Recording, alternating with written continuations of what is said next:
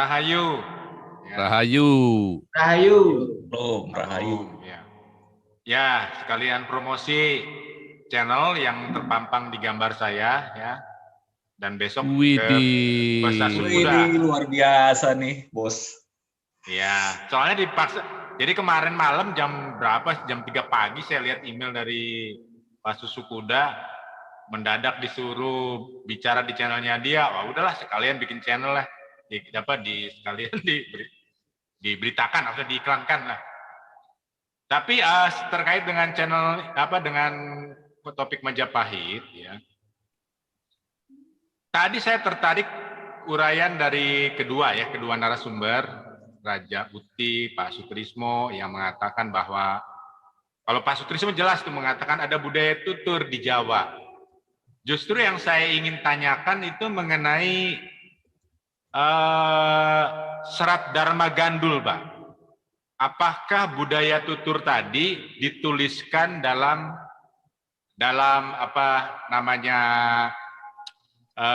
Serat Dharma Gandul tersebut?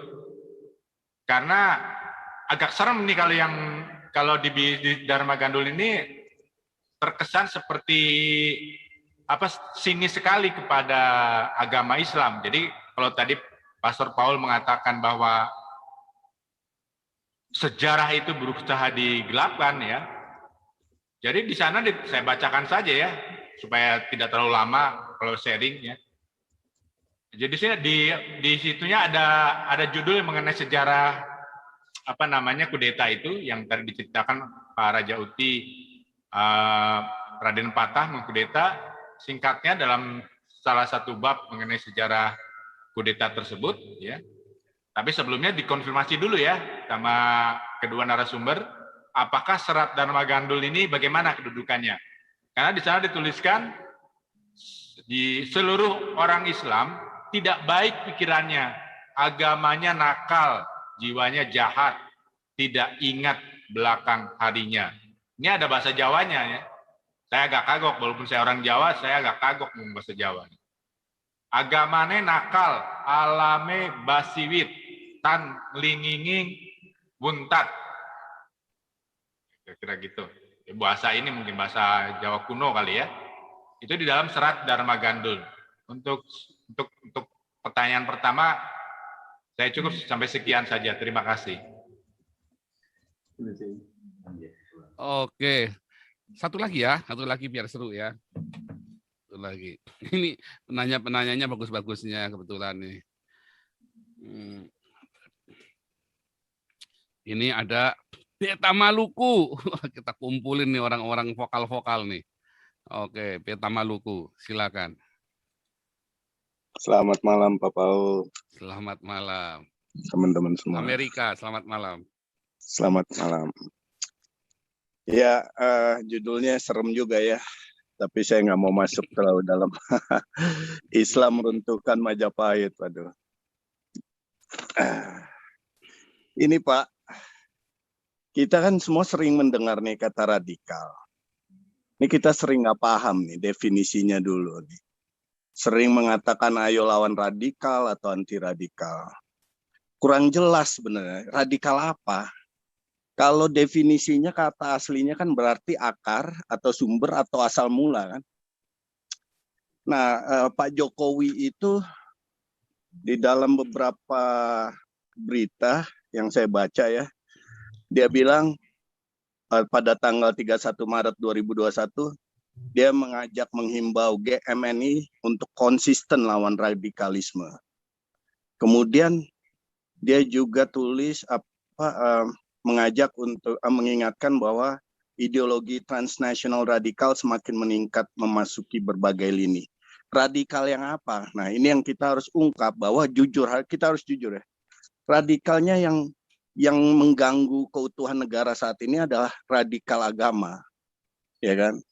Radikal agama ini yang mengacau lah ibaratnya, ingin lebih dominan, ingin lebih mengatur, ingin lebih jadi mengarah kepada keyakinan atau dogmanya mereka.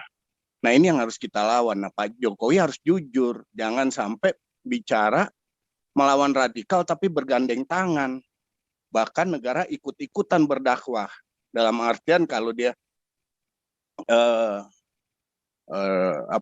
menjadi radikal juga jadinya nih negara, ya kan? Nggak sadar gitu. Ya kalau di Kristen penginjilan, negara ikut penginjilan, nah itu dilawan. Akhirnya kita bisa lihat Amerika, dia memisahkan negara dari agama. Jadi Amerika bukan negara agama, udah bukan, dia memisahkan, ya kan? Nah, hukum negara yang berlaku, bukan hukum agama. Nah, Indonesia harus berani sekarang. Berani tidak bangsa dan pemerintah ini untuk melawan segala aturan, bahkan undang-undang yang berbau agama. Ya kan, revisi besar-besaran undang-undang. Nah, implementasinya nanti bisa dilihat apa dia melanggar aturan negara atau tidak. Kalau melanggar ya jangan dilakukan lagi gitu. Gitu.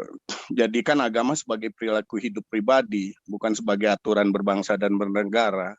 Jadi kita dengan saudara saya yang Muslim juga nggak perlu berbenturan, tapi aturan ya kita jalankan, ya kan, dari hal kecil lalu lintas dan segala aturan umum di masyarakat, gitu Pak.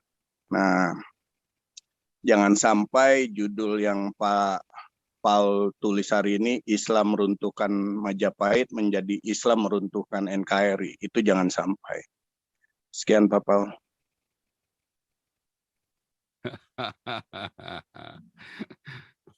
Oke, ini langsung Pak Sutrimo mungkin ya. Pak Sutrimo, kemudian Ya. Pak Raja Uti boleh lanjutkan. Silakan Pak Sutrimo. Yang pertama terima kasih untuk Mas Chandra. Ini kebetulan anak saya yang pertama namanya juga Chandra. Ini bagaimana tentang tadi pemaksaan agama? Ya, memang pada Orde Baru tersebut ini dengan diberlakukannya Undang-Undang Nomor 1 Tahun 69. Terus akhirnya ada kolom agama di dalam data kependudukan, nggak cuma KTP. Jadi dulu di dalam data kependudukan di negara kita tidak ada kolom agama. Tetapi sejak diberlakukannya Undang-Undang Nomor 1 Tahun 69 itu ada kolom agama di data kependudukan, tidak hanya KTP. Dan itu menjadikan bangsa ini terkotak-kotak. Ini awal perpecahan bangsa ini. Sehingga kalau bangsa ini kembali utuh, ya tentunya idenya saudaraku Beta Maluku tadi harus dikerjakan. Semua turunan undang-undang harus direvisi. Bertentangan enggak dengan Pancasila? Bertentangan enggak dengan Undang-Undang Dasar 45 yang asli ya, bukan yang amandemen. Karena dengan Undang-Undang Nomor 1 Tahun 69, pemerintah memaksakan warga negara untuk beragama itu bertentangan dengan Pancasila.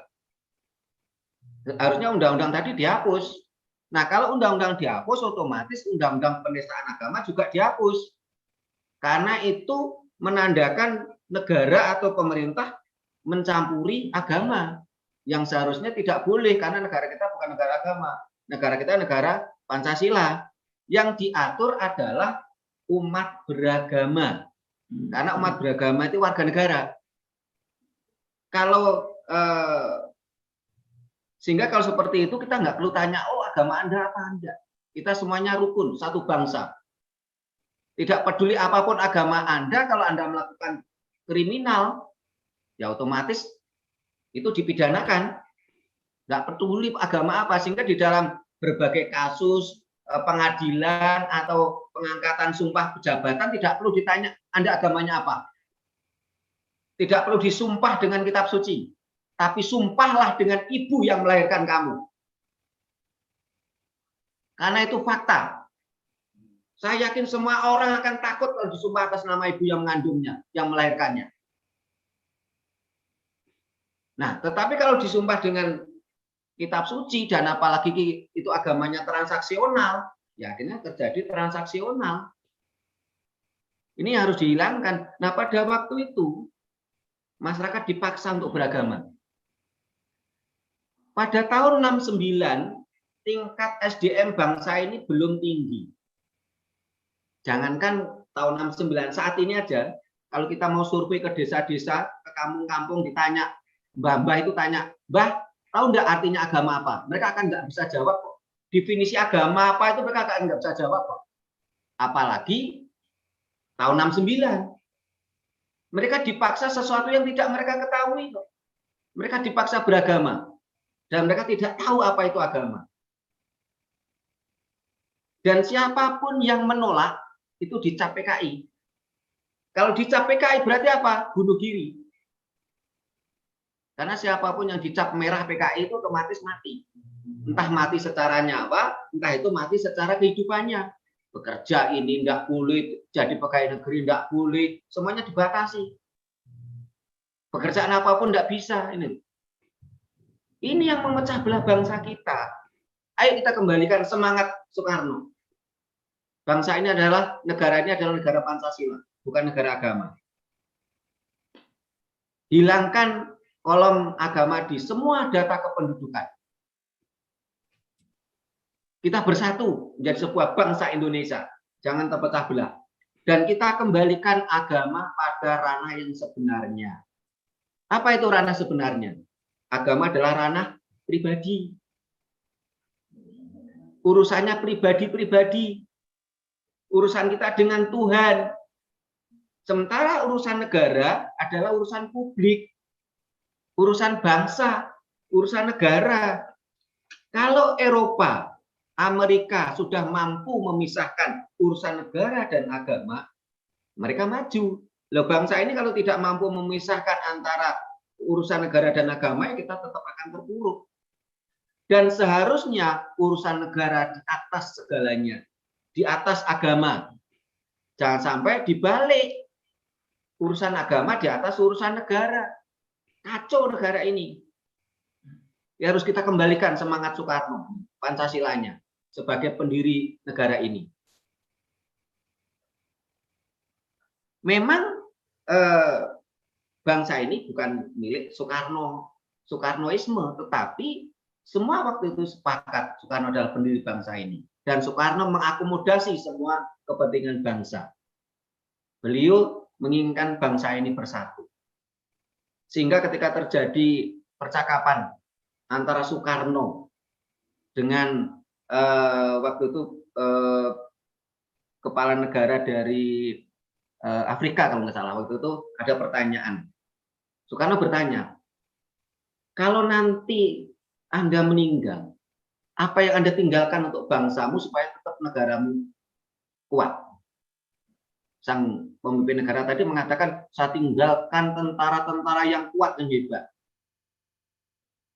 Ternyata apa? Negara tersebut sekarang terpuruk. Nah, ketika sang kepala negara tadi balik bertanya kepada Soekarno, apa yang kau tinggalkan untuk bangsa Indonesia yang menjamin bangsa Indonesia tetap utuh? Soekarno menjawab, Pancasila. Dan itu fakta. Pancasila lah pemersatu bangsa ini.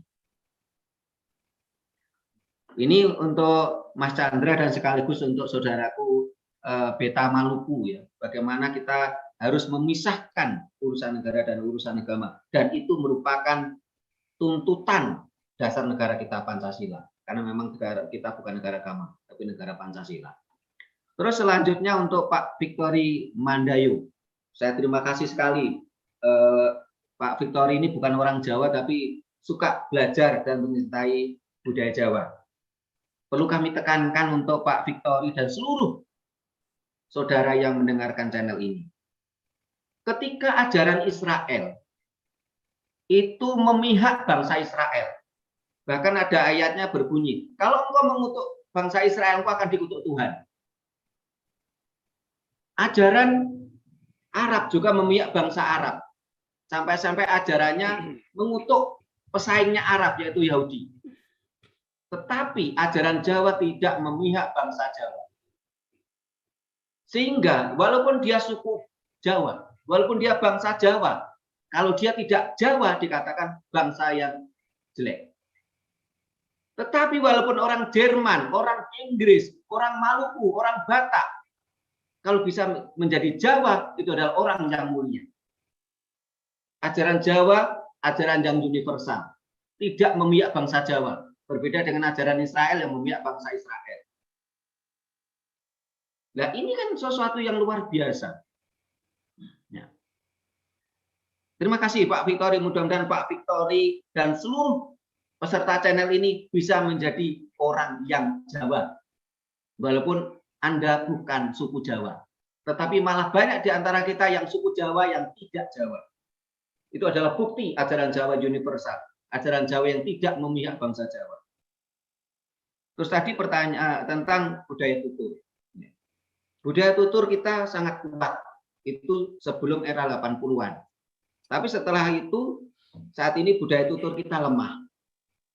Saya masih ingat dulu masa kecil saya, budaya tutur ini disampaikan oleh simbah-simbah saya. Sehingga kalau mau tidur, itu simbah itu cerita.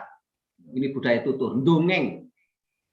Nah saat ini, dongeng sebelum tidur itu sudah tidak ada. Itu yang akhirnya bangsa kita menjadi budaya tuturnya lemah. Anak-anak kita lupa pada sejarah, anak-anak kita lupa pada leluhurnya. Nah mudah-mudahan dengan diciptakannya YouTube oleh katanya orang kafir, tapi ini bermanfaat. Ini menjadi pengganti dongeng sebelum tidur. Dan kita, penggiat-penggiat budaya ini, mencoba memanfaatkan itu. Semoga channel-channel kita yang berbicara tentang budaya itu menjadi pengganti dongeng sebelum tidur dari simbah-simbah kita. Nah, apa saja kegiatan Raket Prasojo? Oh banyak Pak, ini pernah kita sampaikan ke sama Pak Paul beberapa waktu yang lalu ya. Kita ada kegiatan mocopat, kita ada kegiatan wayang kulit, wayang orang, kegiatan seni yang lain seperti jaranan, banyak kegiatan-kegiatan kita. Seni budaya kita ada banyak kegiatan. Terus kita juga adakan sarasean-sarasean. Karena kita sejak berdirinya organisasi ini tahun 95, kita menyadari bahwa bangsa ini dijajah secara psikis. Sehingga solusinya apa? Solusinya adalah injeksi psikologi. Kita beri pencerahan secara psikis. Sehingga kita adakan sarasean-sarasean di berbagai daerah. Setiap di mana kita punya punya orang ya, itu kita dorong untuk lakukan sarasean-sarasean. Selain itu mulai tahun 97 kami aktif ngisi di berbagai radio dan televisi. Kita siaran langsung, walaupun awalnya oleh media itu kita harus membayar. Ya kita biaya dengan uang kantong sendiri, kita bayar ke media tadi. Terus lama-lama kita nego ke media tadi, ke radio, ke televisi tadi. Kita tidak bayar tapi juga tidak dibayar. Toh program kita juga dibutuhkan oleh mereka. Tetapi tentunya walaupun kita tidak bayar dan tidak dibayar media-media tadi, tetapi kan kita tetap butuh dana. Minimal apa itu? Kita butuh literasi. Kita butuh data. Ini juga dana. Setelah itu BBM. BBM kita dari rumah ke studio radio televisi. Nah, karena kondisi seperti itu akhirnya mulai terakhir 2011 kita kegiatan rutin siaran di radio dan televisi kita hentikan. Tapi kalau insidental kita masih ada sampai sekarang. Karena kita kesulitan soal dana tadi. Nah, kegiatan ini terus untuk menghadang karena memang penghancuran budaya itu luar biasa. Bahkan saat ini Pak Paul, ini saya sangat prihatin sekali pada pemerintah kita. Karena pemerintah kita sedang memviralkan kata-kata yang menyesatkan. Apa itu? Sungkem bisa lewat video call. Ini menyesatkan. Tolong para semua peserta ini viralkan ini. Sungkem lewat video call ini menyesatkan. Kenapa kok saya katakan menyesatkan? Kalau lewat video call itu bisa silaturahmi, bisa saling meminta maaf, itu benar. Tetapi kalau kata-kata sungkem lewat video call ini menyesatkan. Kenapa? Loh, sungkem itu kan sebuah tindakan. Kalau kita sungkem ke orang tua lewat video call kan berarti yang kita sungkemi kan HP kita. Ya tolonglah yang para pemegang kebijakan, para yang duduk di pemerintahan tuh kalau membuat kebijakan, membuat kata-kata dipikir dulu gitu. Jangan menyesatkan warga, jangan menyesatkan masyarakat gitu. Sungkem bisa lewat video call, nah, ini kan menyesatkan. Saya sangat berharap ini diviralkan supaya tidak terjadi lagi. Jadi sungkem tidak bisa lewat video call, tapi kalau silaturahmi, saling meminta maaf boleh. Lewat video call bisa. Ya. Tapi kalau sungkeman tidak bisa, masuk kita mau nyungkemi HP gitu kan nggak lucu. Ya. Saya tidak menentang kebijakan pemerintah karena kita lockdown karena COVID, oke. Tapi jangan memakai kata-kata yang menyesatkan tadi gitu loh. Teknologi oke, tapi kan kita harus umpan papan. Dengan adanya COVID ini, kita silaturahmi, terus saling meminta maaf ya video call oke. Saya pun juga lakukan itu. Tapi kalau sungkeman lewat video call itu menyesatkan. Gitu. Kita harus sungkem pada HP.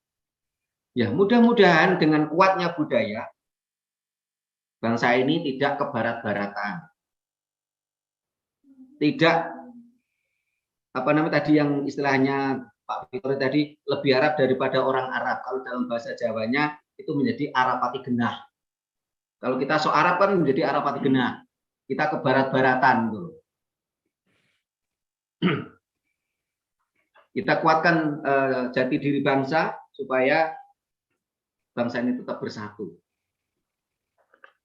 Kita kuatkan Pancasila, kita bisa bersatu sehingga saya bersatu dengan tadi Laiku Rajawati, terus saudaraku Beta Maluku.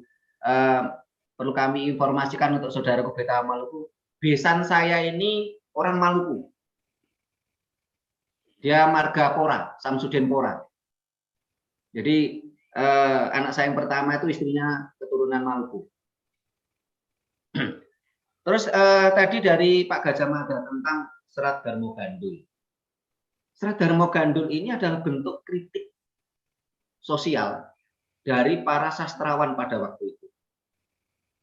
Karena penguasa itu cenderung barangkali melakukan tekanan-tekanan. Sehingga para sastrawan pada waktu itu, para ilmuwan pada waktu itu melakukan kritik sosial dengan membuat Serat Darmo Gandul dan Serat Gatholoco. Tetapi Serat Darmo Gandul dan Serat Gatholoco ini nonim, karena memang itu kritikan sosial, sekaligus mengungkapkan sisi lain dari sejarah. Karena memang diakui atau tidak, bangsa Indonesia tidak memiliki histori. Bangsa Indonesia saat ini baru memiliki histori. Pencatatan sejarah sesuai selera penguasa. Histori. Bangsa kita belum punya histori. Pencatatan sejarah secara independen. Nah, Serat Darmo Gandul dan Gatholoco ini merupakan kritik sosial, sehingga di situ nonim. Nah, saat ini kalau bagaimana apakah Serat Darmo Gandul dan Gatholoco ini bisa menjadi acuan? Ya tentunya harus kita pilah. Karena itu kan kritik sosial yang kadang-kala juga terasumsi oleh penciptanya. Sehingga kita harus di Serat Darmo Gandul dan Gatholoco tidak sepenuhnya salah, tapi juga tidak sepenuhnya benar. Karena itu kritik sosial dari sastrawan dan ilmuwan pada masanya. Terima kasih Pak Paul. Mohon maaf kalau ada yang belum terpuaskan atas jawaban saya. Mungkin kita ke Pak Raja Uti dulu ya. Pak Raja Uti ini biar gubrak-gubrak dikit. Silakan. Sebentar. Tes. Ya, udah bagus. Loh, hilang lagi. Mikrofonnya mati.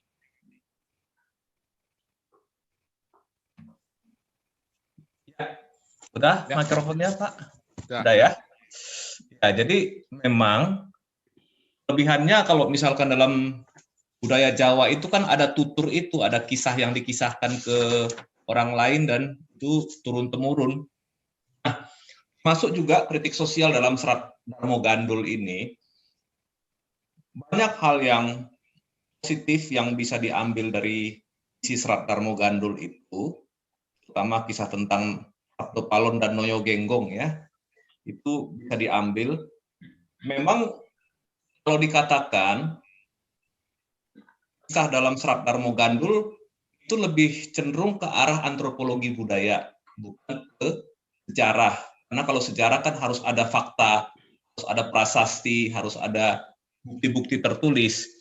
Kalau Serat Darmo Gandul mungkin itu kisah yang dikisahkan turun-temurun. Memang dalam Serat Darmo Gandul itu juga mengandung fakta sejarah juga, itu tidak bisa dipungkiri. Ada fakta sejarahnya di dalam. Misalnya ketika Kertabumi tadi mau menyeberang ke Bali, kemudian dia juga diajak oleh Sabdo Palon dan Noyo Genggong untuk menyeberang ke Pulau Bali, tapi atas bujukan dari Sunan Kalijaga dia tidak jadi berangkat dan kembali ke Demak, meskipun akhirnya Kertabumi tidak menjadi seorang Muslim juga, dia akhirnya menjadi seorang pertapa gitu. Jadi tentang apa yang dikatakan oleh Eyang Sabdo Palon Noyo Genggong itu, dalam 500 tahun kemudian saya akan kembali datang lagi menagih janji apabila Demak ataupun kerajaan Islam tidak bisa memakmurkan Nusantara ini lebih hebat atau lebih baik daripada kerajaan Majapahit gitu. Nah, di sini memang kita sudah masuk ke ranah kepercayaan dan keyakinan juga ya. Nah, ini kan sudah sifatnya ini kan ada masuk di sini keyakinan gitu ya. Ada yang menghubungkan situasi 500 tahun kemudian itu adalah situasi sekarang gitu. Artinya memang kalau tidak bisa mewujudkan kemakmuran akan mengalami kemunduran begitu Pastor kira-kira gitu. Ya, saya nggak jelaskan apa itu isinya, tetapi kita bisa melihat di masyarakat dan di dunia nyata itu situasinya seperti apa sekarang kan gitu ya. Nah, jadi lepas dari nanti kejadiannya akan seperti itu urusan lain, tapi memang menarik, meskipun saya lebih cenderung ke arah sejarawan, bukan antropologi, tetapi saya coba-coba baca bahan-bahan tulisan Jawa, walaupun saya nggak bisa baca yang tulisan Jawa, ya hanya baca terjemahannya saja. Tapi menarik, itulah kelebihan dari budaya Jawa, mereka punya budaya tutur itu. Jadi semua masyarakat bisa menerima informasi, bisa tahu kritik sosial, bisa tahu apa yang terjadi melalui bahasa yang sangat halus dibahasakan oleh para sastrawan atau para pujangga di Jawa gitu. Nah, bukannya membandingkan, tetapi dengan kebudayaan Batak kita tidak menemukan yang seperti itu. Kalau budaya Batak dituturkan itu pada umumnya itu ya terbatas, tidak seperti di Jawa. Kalau kita bisa bahasa Sanskerta, saya kira akan banyak sekali informasi yang bisa kita dapatkan. Gitu. Kalau dalam budaya Batak, rata-rata tradisi budaya maupun sejarah itu kita bisa peroleh dalam Pustaka Laklak. Itu buku yang dimiliki oleh para dukun dan para datu. Isinya itu adalah semacam primbon atau parhalaan, kemudian juga pengobatan, dan ada juga sejarah, ada juga seni seperti andung-andung dan semacam nyanyian, itu adanya di situ. Tetapi tidak semua orang bisa punya akses untuk membaca buku itu, kecuali memang dia itu anaknya dukun gitu atau keturunannya gitu. Nah, itulah sulitnya. Jadi memang budaya Nusantara ini sangat kaya ya, baik itu di Jawa maupun di daerah-daerah lain, dan punya tradisinya masing-masing. Misalkan kalau di Jawa ada primbon, kita juga punya perhalaan gitu ya. Tapi itu terbatas. Dan Pustaka Laklak yang paling komplit itu adanya bukan lagi di Indonesia. Kalau kita jalan di Sumatera itu cari di keluarga-keluarga siapa yang masih punya buku Laklak, itu sudah sangat terbatas. Adanya malah di Inggris dan di Belanda gitu. Jadi malah justru budaya Nusantara ini yang melestarikannya itu malah orang Belanda dan orang Eropa. Itu yang terjadi sekarang ini, Pastor. Saya kira itu aja. Saya tetap tertarik mendalami atau membaca kisah Sabdo Palon dan Noyo Genggong. Bagaimanapun Mas Sutrimo, saya juga masih anggota Kapribaden loh. Oh iya, bagus itu. Ya, kebetulan dulu orang tua angkat saya itu salah seorang orang dekatnya Romo Semono. Ya, jadi dia kebetulan salah satu murid seniornya, dan kalau saya dulu diskusi dengan beliau bisa sampai pagi ke pagi gitu. Ya. Kadang berdebat gitu. Masalah ya, soal budaya Jawa gitu. Itulah hebatnya ajaran Jawa itu tidak memihak bangsa Jawa, malahan bebas, malah bisa masuk dari mana saja gitu. Iya. Itulah menariknya Mas Sutrimo. Iya. Oke, saya kira itu aja Pak Paul tambahan buat Iya. ini, buat topik ini. Terima kasih Mas.